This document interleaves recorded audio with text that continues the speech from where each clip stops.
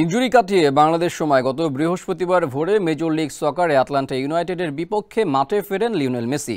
সেই ম্যাচে দুর্দান্ত এক গোল করেও জেতাতে পারেননি ইন্টার মায়ামিকে। ৩-১ গোলের হার নিয়ে মাঠ ছাড়তে হয় তাদের।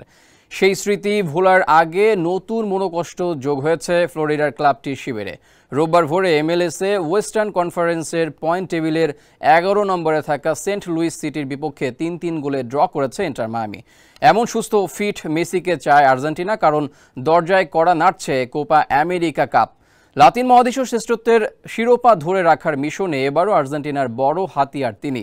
চেজ স্টেডিয়ামে জর্দি আলবার অ্যাসিস্টে গোল পেয়েছেন লিওনেল মেসি ও লুইস সুয়ারেজ। স্যান্ডেলিনা সো, রূপচর্চায় আভিজাত্য।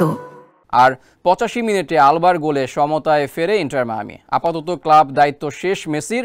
যোগ দেবেন আর্জেন্টিনার স্কোয়াডে। পুরোপুরি মনোনিবেশ করবেন আগামী ২০ জুন থেকে যুক্তরাষ্ট্রে শুরু হতে যাওয়া কোপা আমেরিকায়।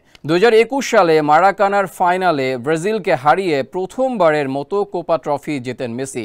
এরপর ২০২২ সালে কাতারে বিশ্বকাপ জিতে কিংবদন্তির সাথে নামও লেখান তিনি। ২৪ জুন ৩৭ বছর বয়সে পা দিতে যাচ্ছেন তিনি। ক্যারিয়ারের গোধূলি লগ্নে সম্ভাব্য শেষ শিরোপা জয় তার অন্যতম লক্ষ্য।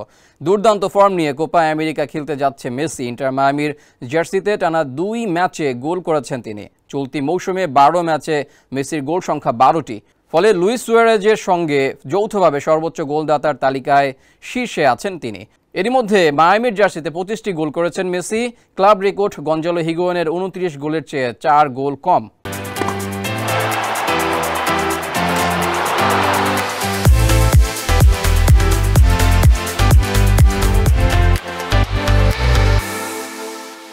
খেলাধুলার আরও খবর জানতে চোখ রাখুন কালবেলার ফেসবুক পেজ এবং ইউটিউব চ্যানেলে।